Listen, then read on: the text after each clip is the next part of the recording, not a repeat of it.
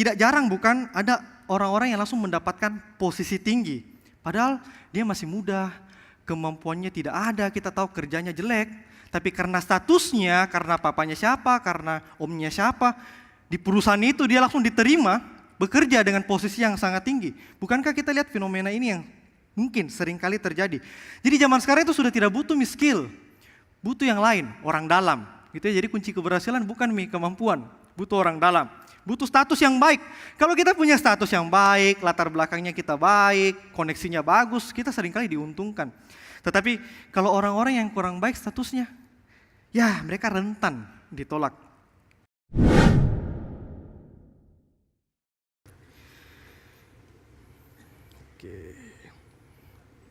Oke, selamat siang Bapak Ibu Jemaat sekalian, Shalom. Saya perkenalan singkat ya, saya Tristanto, mahasiswa praktek dari STTA Madius Surabaya, tapi saya asli Makassar. Jadi sama-sama aja asli Makassar gitu ya. Oke, salam kenal untuk kita sekalian. Bulan ini kita fokus membahas hakim-hakim ya. Dari kemarin awal-awal masih ingat Otniel, terus Deborah. Minggu lalu kita bahas tentang Gideon. Nah hari ini kita belajar tentang Yefta, seri hakim-hakim Yefta. Oke, ada yang pengguna ini tidak jalan. Oke, Nah, ada yang pengguna ini LinkedIn, anak-anak muda. Saya nggak pakai sih, tapi saya tahu. Ini jadi LinkedIn ini bisa dibilang sosial media gitu ya. Sosial media tapi untuk orang-orang profesional. Jadi di dalamnya itu ada semacam CV, ada latar belakang pendidikan, ada sertifikasinya apa saja, pengalaman kerjanya di mana aja. Pokoknya keren-keren gitu ya. Pokoknya keren-keren. Sampai ada yang bilang, kalau kita mau tahu seberapa gagal hidupmu, nah lihat kok profil LinkedIn-nya orang lain. Karena mereka, keren-keren sekali di sana gitu ya. Hidup kita tidak pernah lepas dari penilaian. Setuju atau enggak sih? Hidup kita tidak pernah lepas dari penilaian. Baik kita yang menilai, baik kita yang dinilai. Apalagi kayak mahasiswa praktek ini pasti dinilai gitu ya. Tidak pernah lepas dari penilaian. Dari lahir kita selalu dinilai. Baru lahir, anak saya yang lalu baru lahir, mukanya mirip papanya atau mamanya nih, dinilai mi. Tinggi badannya berapa? Panjangkah, pendekkah, dinilai. Terus besar sedikit ditanya, umur segini sudah bisa bikin apa? Gitu ya. Selalu kita dinilai. Kita tidak pernah lepas dari namanya penilaian. Dan ketika kita hari ini berbicara tentang Yefta pun ternyata hidupnya dinilai sama orang lain. Itu ya. Oke, minggu lalu kita belajar Gideon. Gideon menjadi pembebas. Dan kita tahu kalau Israel sudah bebas, mereka hidup damai. Akhirnya di kitab hakim-hakim apa? Mereka kembali jatuh lagi pada siklus mereka. Saya review singkat ya. Apa sih siklusnya orang-orang Israel di kitab hakim-hakim? Ini kita hafal sama-sama. Pokoknya siklus yang terjadi oleh bangsa Israel di kitab hakim-hakim itu, pertama mereka berdosa.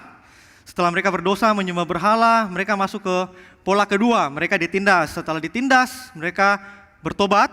Terus mereka akan dibebaskan. Tuhan mengirimkan hakim pembebas untuk menolong mereka. Akhirnya mereka hidupnya damai. Bikin dosa lagi. Gitu ya. Siklusnya begini. Polanya begini. Nah, sebelum kita membahas Yefta lebih jauh, saya mau kita sama-sama punya dasar pijakan gitu ya. Konteksnya, ini kita bicara apa sih di konteks Yefta? Gitu ya, biar kita tahu. Dengan berdasarkan siklus ini, kita sama-sama bahas ya. Yang pertama, setelah Gideon, terus ada hakim lain, ada Abimelek, dan yang lain-lainnya, bangsa Israel berdosa lagi. Mereka melakukan apa yang jahat, mereka menyembah berhala. Pola pertama apa tadi? Berdosa. Kedua, Tuhan menyerahkan mereka ke bangsa Filistin dan orang-orang Amon. Mereka ini ditindas selama 18 tahun. Wah, 18 tahun bukan waktu yang singkat. Ini orang sudah, kalau manusia ini sudah kuliah nih, besarkan anak masuk kuliah nih. Kita masuk pola kedua, mereka ditindas. Jadi berdosa, ditindas. Kita masuk pola ketiga. Dalam penderitaan mereka, akhirnya mereka menyesali dosa-dosanya. Mereka memohon ampun kepada Tuhan. Oh Tuhan tolong ampuni kami salah. Mereka buang berhala-berhalanya mereka. Nah, masuk pola kemana? 3, bertobat gitu ya. Berdosa, ditindas, bertobat. Nah sekarang kita mau bahas pola keempat. Jadi nanti kita membahas pola keempat, Tuhan mengirimkan pembebas. Tetapi sebelum itu, kalau kita lihat di ayat 17, di sana dikatakan bahwa militer Bani Amon itu berkemah di Gilead. Jadi orang-orang Amon ini yang begitu banyak jumlahnya, mulai datang di Gilead, mengepung mereka, siap mau menyerang orang-orang di Gilead. Jadi kalau kita nonton film atau baca komik, novel gitu, ini latar belakangnya, settingnya di mana? Di Gilead, gitu ya. Yefta di Gilead. Oke, ketika mereka dikepung, bertanyalah mereka. Saya yakin dan percaya mereka tidak mungkin bertanya dengan gagah. Siapakah orang yang berani memulai peperangan melawan Bani Amon itu? Tentu tidak. Pasti mereka nekrek semua. Nekrek semua. Wih, siapa ini yang berani lawan itu Bani Amon, wih. Lihat kok dekat sekali, Mi. Kau berani. Maju kau, tidak berani. Kau berani. Tidak berani. Mereka pasti bertanya-tanya, siapa yang berani di dalam ketakutannya. Nah, di tengah situasi yang mencekam, ketakutan, seolah-olah tidak harapan, nah, muncullah superhero. Kalau kita nonton film gitu ya, lagi suatu situasi mencekam, datang superhero. Ganti kamera. Kita nonton ini, kameranya lagi syuting bangsa Israel yang ketakutan, langsung ganti scene. Set, wow, Yefta lagi berdiri gitu ya. Ya, Superman itu ya. Nah, di tengah situasi yang tidak ada harapan, Yefta muncul. Banyak yang kita akan bahas secara khusus, saya akan membahas Yefta dari pasal 11 saja. Ada beberapa ayat yang akan kita gunakan untuk melihat Yefta. Saya bagi 3 bagian besar gitu ya. Bagian yang pertama, siapa itu Yefta? Bagian yang kedua, situasi sebelum mereka berperang. Dan bagian ketiga, itu situasi ketika mereka berperang. Ini pembagian saya pribadi untuk kebutuhan pembelajaran kita hari ini ya. Bukan pembagian resmi Alkitab. Oke, fase pertama. Part pertama. Sorry, ini dari tadi kayaknya. Apakah ada yang perlu di-setting? Oke. Kejauhan. Jauh sekali. Oke, dari ayat 1 sampai 3 gitu ya. Saya bacakan bagi kita sekalian. Adapun Yefta orang Gilead itu adalah seorang pahlawan yang gagah perkasa, tetapi ia anak seorang perempuan sundal. Ayah Yefta ialah Gilead. Juga istri Gilead melahirkan anak-anak laki-laki baginya. Setelah besar anak-anak istrinya ini, maka mereka mengusir Yefta. Katanya kepadanya, engkau tidak mendapat milik pusaka dalam keluarga kami, sebab engkau anak dari perempuan lain. Maka larilah Yefta dari saudara-saudaranya itu dan diam di tanah Tob. Di sana berkumpullah kepadanya petualang-petualang yang pergi merampok bersama-sama dengan dia. Oke, part 1 selesai ya. Siapa Yefta? Ini Yefta, gitu ya. Part kedua, ini berbicara tentang situasi mereka ketika mau berperang. Jadi ketika orang Amon sudah berkumpul dekat Gilead, ini situasinya. Orang-orang Gilead, kata mereka kepada Yefta, mari jadilah panglima kami dan biarlah kita berperang melawan Bani Amon. Tetapi kata Yefta kepada para tua-tua Gilead itu, bukankah kamu sendiri membenci aku dan mengusir aku dari keluargaku? Mengapa kamu datang sekarang kepadaku pada waktu kamu terdesak? Kemudian berkatalah para tua-tua Gilead kepada Yefta, memang kami datang kembali sekarang kepadamu, ikutilah kami dan berperanglah melawan Bani Amon. Maka engkau akan menjadi kepala atas kami atas seluruh penduduk Gilead. Kata Yefta kepada para tua-tua Gilead, jadi jika kamu membawa aku kembali untuk berperang melawan Bani Amon, dan Tuhan menyerahkan mereka kepadaku, maka akulah yang akan menjadi kepala atas kamu. Bagian kedua selesai. Kita lanjut ke bagian ketiga, ketika mereka sedang berperang, gitu ya. Oke.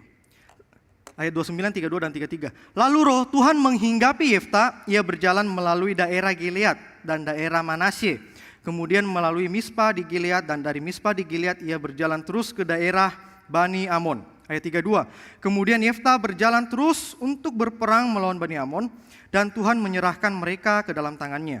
Ia menimbulkan kekalahan yang amat besar di antara mereka, dan seterusnya sehingga Bani Amon itu ditundukkan di depan orang Israel. Sedemikian jauh pembacaan firman Tuhan kita hari ini. Kalau saya boleh singkat sesingkat-singkatnya 10 ayat yang kita baca tadi, ini bicara tentang apa sih? Bicara tentang penduduk Gilead lagi diserang sama Amon. Oke, terus di dalam kondisi terdesak, orang-orang Gilead meminta pertolongan Yefta. Siapa Yefta? Orang yang dulu mereka usir. Orang Gilead yang dulu mereka usir, sekarang orang-orang Gilead minta Yefta kembali tolong pimpin mereka. Gitu ya, tolong mereka. Dan kita tadi baca Yefta memimpin dan mereka berhasil mengalahkan orang Amon. Saya berharap kita sama-sama paham gitu ya konteksnya, ceritanya bagaimana. Oke, secara sekilas saja kita bisa lihat tadi Yefta ini semacam dijadikan ban serep, benar nggak sih? Dulu tidak dibutuhkan, sekarang pas butuh dicari ya, dijadikan ban serep. Ada yang pernah jadi ban serep? Ban serepnya teman-teman. Kalau kau nggak butuh ya, kau nggak cari Kak. Tapi kalau kau butuh Kak, baru kau cari Kak. Gitu ya. Tidak enak kan kalau jadi ban serep? Setuju enggak? Enak enggak sih jadi ban serep? Kalau saya rasa enggak enak sih. Saya sadar jadi ban serep itu tidak enak. Tapi berapa sering kita menjadikan Tuhan ban serep pribadinya kita? Ketika kita butuh Tuhan tolong Kak. Kalau kita tidak butuh, kita lagi happy ya sudah happy gini lagi. Nanti butuh lagi baru Tuhan tolong Kak. Berapa sering kita jadikan Tuhan ban serepnya kita? Oke, saya kembali membahas tentang kisah di Hakim-Hakim, ya.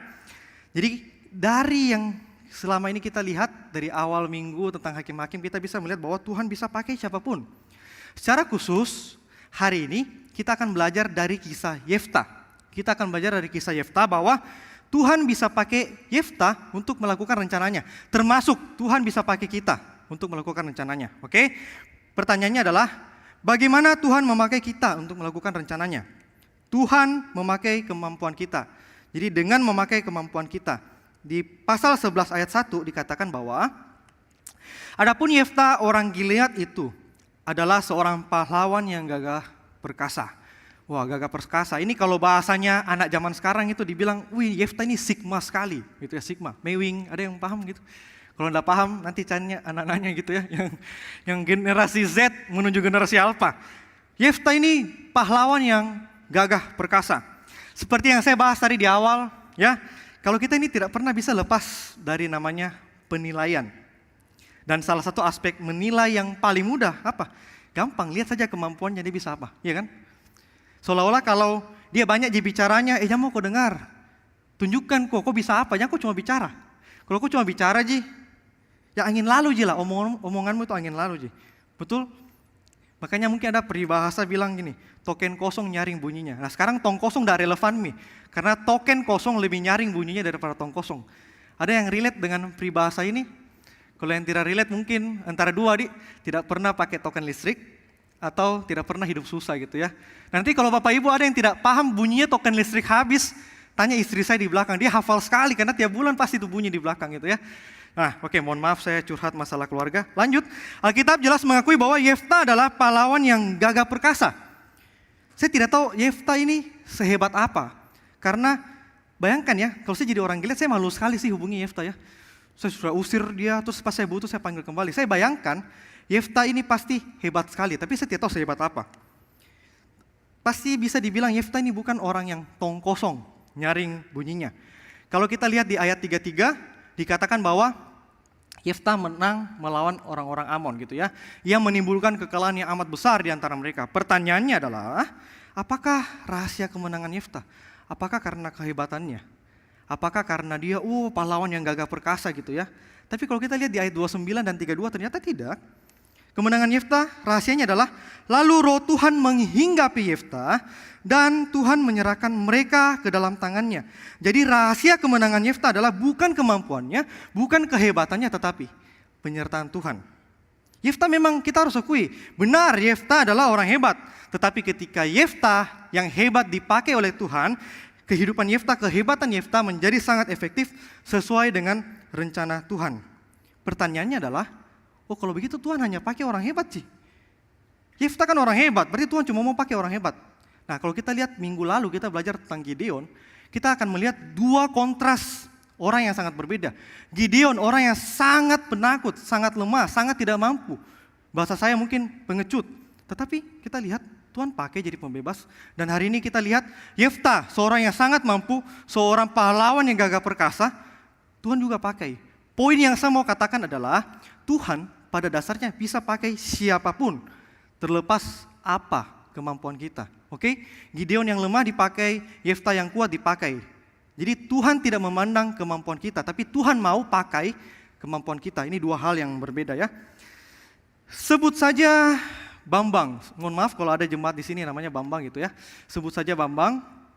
Dia adalah seorang supir dari profesor fisika yang terkenal, yang sering diundang-undang di seminar-seminar kampus gitu ya.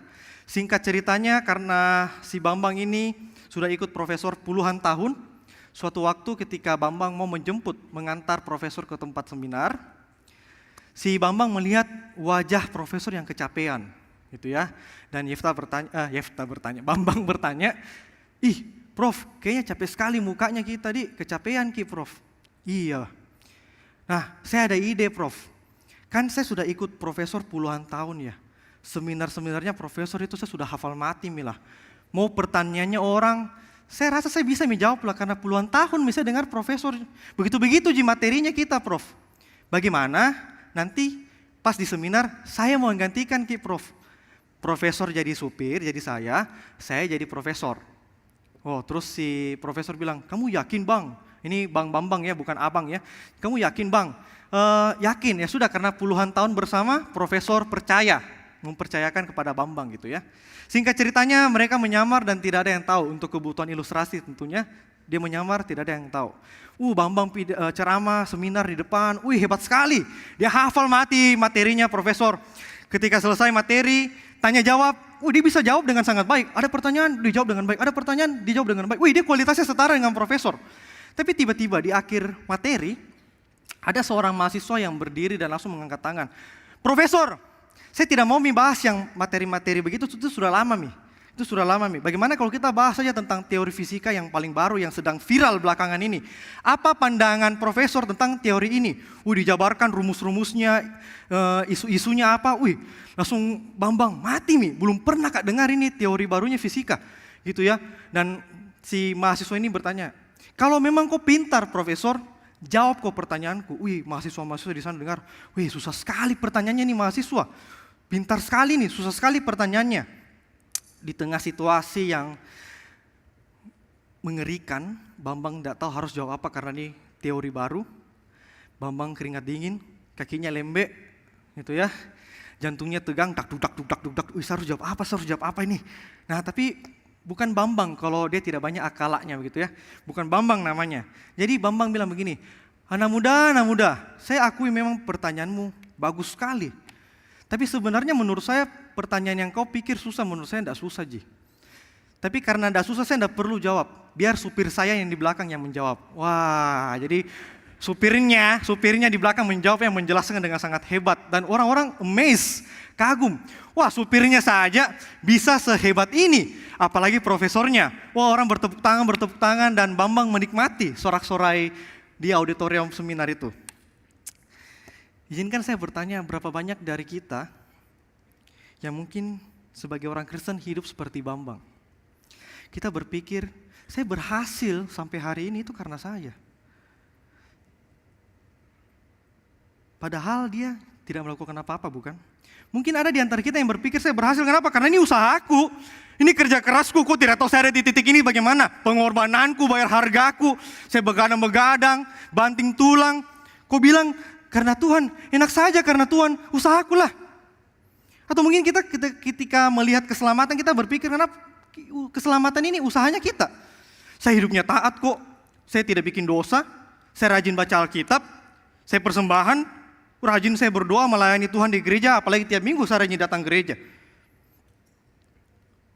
Jadi saya bukan wajar selamat, saya wajib diselamatkan. Berapa banyak dari kita yang berpikir, saya wajib diselamatkan karena usahaku. Tapi benarkah demikian? Efesus 2 ayat 8-9 mengatakan bahwa sebab karena kasih karunia kamu diselamatkan oleh iman, itu bukan hasil usahamu tetapi pemberian Allah. Itu bukan hasil pekerjaanmu. Jangan ada orang yang memegahkan diri. Berapa banyak dari kita seringkali memegahkan diri di hadapan Tuhan. Seolah-olah, saya lah. Di mana Tuhan? Semua karena saya. Sudahkah kita melihat bahwa keselamatan yang kita miliki sekarang itu murni berasal dari kasih karunia Tuhan dan bukan usahanya kita, bukan karena kemampuannya kita. Kita harus akui bahwa kemampuan kita memang berasal dari Tuhan dan Tuhan mau memakai kemampuan kita. Pertanyaannya adalah, apakah yang ada padamu sekarang yang bisa Tuhan pakai untuk pekerjaan Tuhan? Apa kemampuannya kita yang kita bisa berikan kepada pekerjaan Tuhan? Waktunya kita kah? Uangnya kita kah? Tenaga? Kepandaiannya kita mungkin? Sama seperti Yeftah memberikan kemampuannya untuk pekerjaan Tuhan. Sudahkah kita menggunakan kemampuan yang Tuhan kasih kepada kita untuk pekerjaan Tuhan? Atau kita nikmati sendiri untuk memegahkan diri? Oh, saya. Sama seperti Yefta menggunakan kemampuannya untuk pekerjaan Tuhan, maukah kita menggunakan kemampuan itu juga untuk pekerjaan Tuhan? Poin pertama, bagaimana Tuhan memakai kita untuk melakukan rencananya dengan memakai kemampuan kita. Yang kedua, bagaimana Tuhan memakai kita untuk melakukan rencananya dengan tidak memandang status kita. Tuhan tidak memandang status kita. Seperti tadi ya, poin awal saya bilang kalau dunia gampang sekali menilai kita, memandang kita dari kemampuannya kita. Tetapi ternyata kalau dipikir-pikir, kalau kita lihat fenomena yang ada sekarang, kunci keberhasilan lain ada. Kunci keberhasilan lain yang lebih penting daripada kemampuan. Apa? Statusnya kita. Nggak percaya, buktinya tidak jarang bukan ada orang-orang yang langsung mendapatkan posisi tinggi. Padahal dia masih muda, kemampuannya tidak ada, kita tahu kerjanya jelek. Tapi karena statusnya, karena papanya siapa, karena omnya siapa, di perusahaan itu dia langsung diterima, bekerja dengan posisi yang sangat tinggi. Bukankah kita lihat fenomena ini yang mungkin seringkali terjadi. Jadi zaman sekarang itu sudah tidak butuh skill, butuh yang lain, orang dalam. Gitu ya. Jadi kunci keberhasilan bukan kemampuan, butuh orang dalam, butuh status yang baik. Kalau kita punya status yang baik, latar belakangnya kita baik, koneksinya bagus, kita seringkali diuntungkan. Tetapi kalau orang-orang yang kurang baik statusnya, ya mereka rentan ditolak. Saya teringat beberapa tahun lalu ya, ketika saya di Surabaya, saya bisnis kuliner. Jadi saya buka lowongan pekerjaan di internet, gitu ya. Saya buka lowongan pekerjaan di internet, banyak lowongan yang masuk. Tapi ada satu lowongan yang menarik perhatianku. Jadi ketika saya baca, dia bilang saya bisa di posisi ini. Saya sudah berpengalaman 3 tahun. Oh oke. Terus dia tulis, tapi mohon maaf Pak, saya bertato full, gitu ya. Dan saya lihat fotonya memang dia tato full, satu lengan gini. Oh enggak apa-apa lah. Wih jujur sekali nih orang. Sudah punya pengalaman, sudah punya kemampuan, jujur lagi, gitu ya. Tapi yang menarik adalah kalimat selanjutnya. Dia bilang, tapi mohon maaf Pak, saya mantan narapidana. Nah tanpa pikir panjang, saya langsung terima. Ya tidak mungkin lah tanpa pikir panjang, saya langsung skip lah.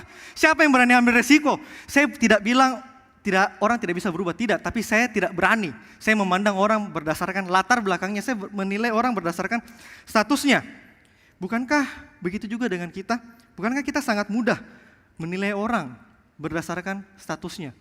Dia siapalah, dulu dia bagaimanalah. Bersyukurnya Tuhan tidak pernah memandang status kita. Tuhan tidak pandang statusnya Yefta. Begitupun Tuhan tidak pernah memandang status kita. Meskipun kita seringkali menilai orang dari statusnya. Apa sih statusnya Yefta? Di ayat 1, ini ia anak seorang perempuan sundal. Mohon maaf ini secara tidak langsung mau bilang Yefta ini anak haram. Makanya saudara-saudaranya bilang, karena kau anak haram, kau tidak berhak dapat warisan keluarganya kita. Oke? Terus di ayat 3, di sana berkumpullah kepadanya petualang-petualang yang pergi merampok bersama-sama dengan dia. Nah ini menarik, LAI menggunakan kata petualang-petualang. Apa sih image yang muncul di kita kalau kita bilang petualang? Keren ya, orang yang suka berpergian, orang yang berani tantangan, orang yang suka menjelajah dan sebagainya. Makanya makna petualang itu positif. Makanya ada acara TV, bocah petualang gitu ya, bocah petualang. Nggak tahu ada yang tumbuh besar dengan acara itu. Saya tumbuh besar dengan acara itu. Tetapi kalau kita lihat bahasa aslinya, bahasa Ibrani, di sana bilangnya rekim. Rekim itu bukan petualang, tetapi orang-orang yang hampa, orang-orang yang kosong, orang-orang yang dipandang hidupnya sia-sia. Bahkan mayoritas bahasa Inggris menerjemahkan worthless. Yefta itu bukan petualang, worthless. Tahu worthless? Tidak berharga, tidak bernilai, tidak berguna. Yefta dan teman-temannya di mata masyarakat adalah orang-orang yang worthless. Kalau konteks kita, mohon maaf agak kasar, konteks kita dia mungkin setara dengan sampah masyarakat. Tahu ya orang-orang sampah masyarakat mencari nafkah, menghidupi dirinya dengan melakukan tindakan kejahatan, kriminal. Jadi mereka ini penjahat-penjahat sebenarnya. Di sana berkumpullah bersamanya sampah masyarakat yang pergi bersama-sama dengan dia. Nah, kata merampok di sana sebenarnya tidak ada. Kalau kita lihat bahasa aslinya, merampok di sana sebenarnya tidak ada. Mungkin LAI menambahkan kata merampok dengan melihat gaya hidup Yefta, konteks saat itu. Jadi sebenarnya tidak ada kata merampok di sana. Nah, pertanyaannya adalah ketika Yefta ditolak, dibuang orang, dipandang tidak berguna. Adakah situasi kita hari ini yang hidupnya merasa sedang tidak berguna? Ditolak, mungkin kita ditolak di lingkungan pertemanannya kita ditolak di keluarganya kita karena masa lalunya kita, karena apa yang kita lakukan di lingkungan pekerjaan, bahkan mungkin di gereja, mohon maaf. Apakah ada di antara kita yang mungkin yang sekarang hari ini sedang merasa ditolak? Tapi tidak ada satupun orang yang tahu. Anak-anak sekolah bagaimana? Mungkin ada teman-teman yang sedang duduk di sini, hadir di sini terlihat baik-baik saja, tetapi di sekolah teman-teman dibully. Dibully karena latar belakang teman-teman, karena orang tua teman-teman, status teman-teman, dan kesannya teman-teman sendiri, dan tidak ada orang yang mengerti. Apakah ada? Ditolak manusia memang berat, ditolak manusia memang menyakitkan. Cuma poin yang saya mau katakan adalah penolakan terbesar kita bukan di hadapan manusia. Penolakan terbesar kita adalah di hadapan Allah. Kenapa? Karena status kita yang berdosa tidak bisa bersekutu dengan Allah yang Maha Kudus. Karena kita punya status yang berdosa, kita tidak bisa bersekutu dengan Allah yang Maha Kudus. Status kita di hadapan Allah adalah orang-orang tidak berguna karena dosa. Kabar baiknya adalah kita tidak dibiarkan Allah begitu saja. Dia mengutus anaknya. Supaya apa? Supaya masalah kita, penolakan terbesar kita bisa diselesaikan. Kristus datang ke dunia mencari kita yang worthless karena dosa, agar setiap kita yang statusnya adalah hamba dosa memiliki status baru sebagai anak-anak Allah. Adakah di antara kita hari ini melihat, wah hidupku tidak berharga, hidupku sia-sia, apa gunanya saya hidup? Bila ada di antara kita yang merasa hidupnya tidak berharga, yuk kita sama-sama pandang salib Kristus yuk. Memang hidup kita tidak berharga benar, tetapi karena salib Kristus, hidup kita yang tidak berharga menjadi berharga. Kenapa? Karena penebusannya berharga. Kita ditebus bukan karena kita berharga, tetapi penebusannya yang menjadikan kita berharga. Manusia mungkin menolak kita karena latar belakang kita, karena status kita, tetapi Allah tidak pernah menolak kita. Ketika Yeftah ditolak, Yeftah berusaha diterima. Di Hakim-Hakim pasal 11 ayat 9 dikatakan bahwa kata Yeftah kepada para tua-tua Gilead, jadi jika kamu membawa aku kembali untuk berperang melawan Bani Amon, dan Tuhan menyerahkan mereka kepadaku, maka akulah yang akan menjadi kepala atas kamu. Kita bisa lihat bahwa Yeftah yang ditolak, Yeftah yang dulu dibuang, ketika dia mendapatkan kesempatan, apa yang dia lakukan? Dia berusaha mendapatkan statusnya kembali. Dia berusaha membuktikan, saya bisa, kalian salah. Kalian dulu buang saya, kalian salah. Bukankah kita juga, permisi bertanya, seringkali melakukan hal itu? Kita tidak mau direndahkan. Ketika kita direndahkan, kita bilang, kok tidak tahu siapa saya? Kok tidak tahu apa yang saya bisa bikin? Oh tunggu mami kok, tunggu kok waktumu, tunggu kok balas dendamku. Berapa banyak dari kita ketika kita diremehkan, kita direndahkan, kita marah, harga diri kita tercoreng. Bagi setiap kita yang mungkin sedang bergumul akan hal itu, saya ingin kita sama-sama merenungkan kalimat ini.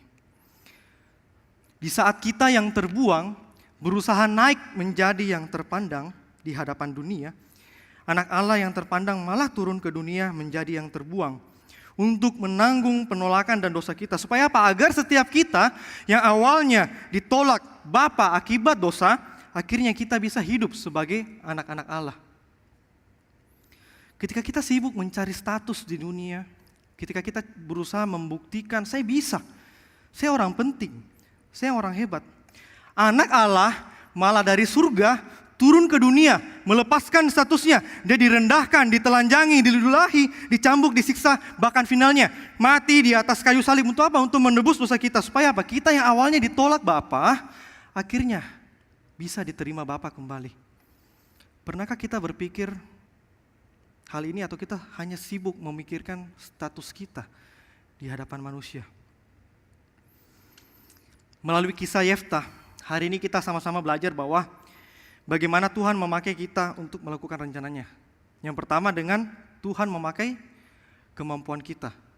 Yang kedua dengan Tuhan tidak memandang status kita. Tuhan memakai kemampuan kita dan Tuhan tidak memandang status kita.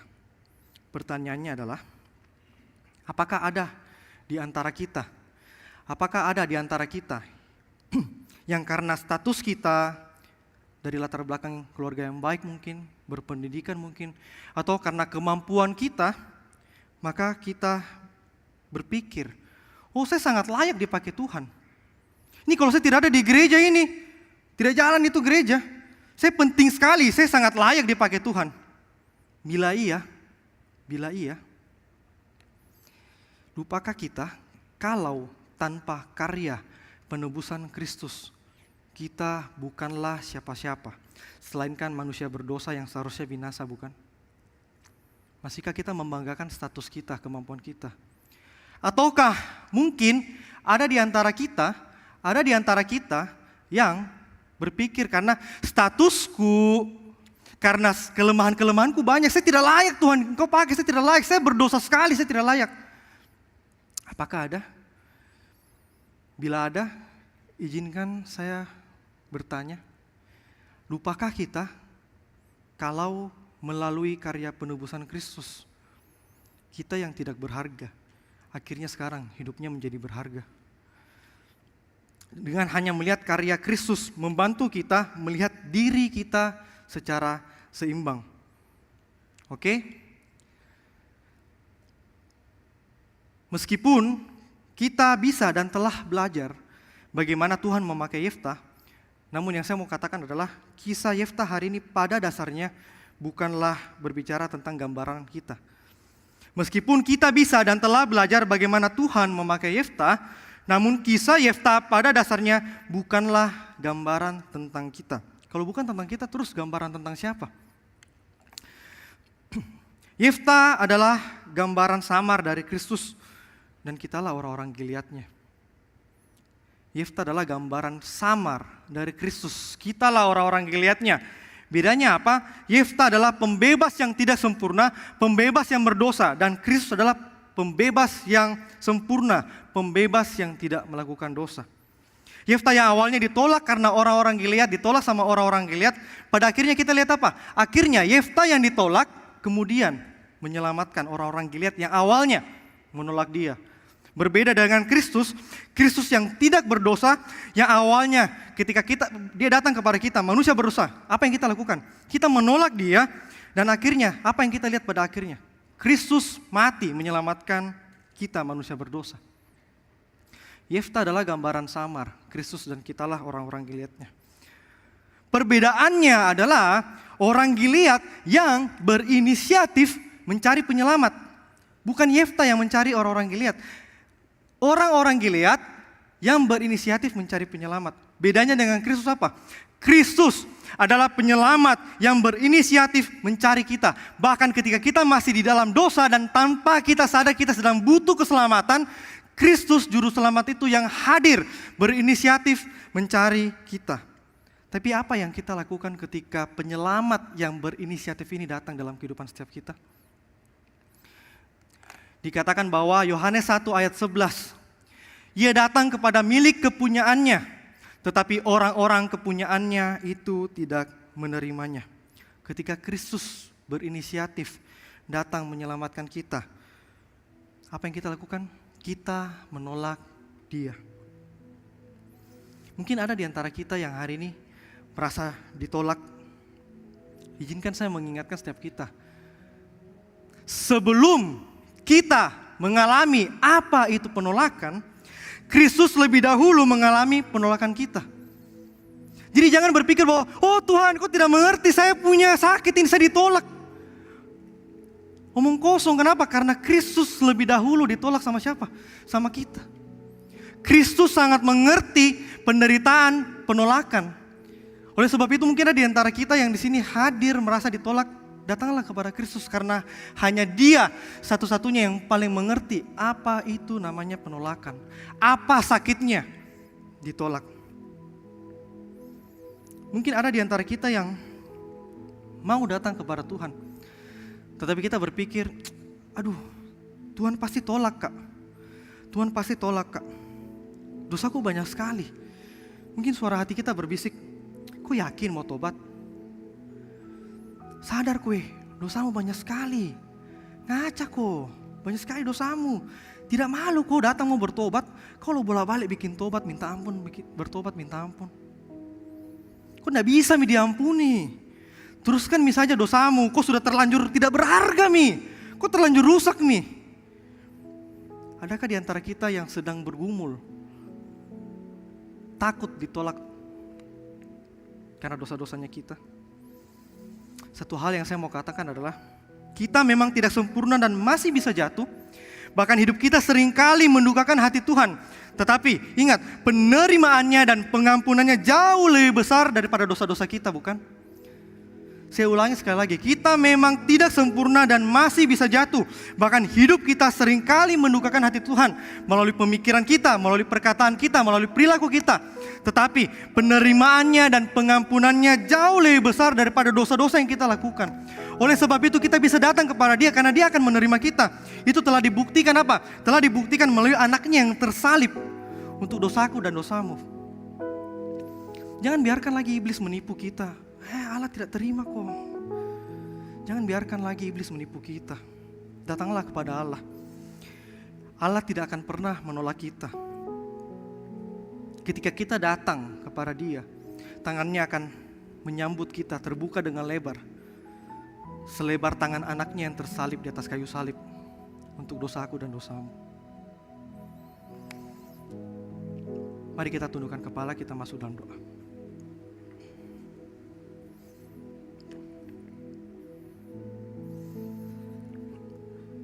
Adakah kita di antara kita hari ini mungkin yang merasa hidupnya tidak berharga,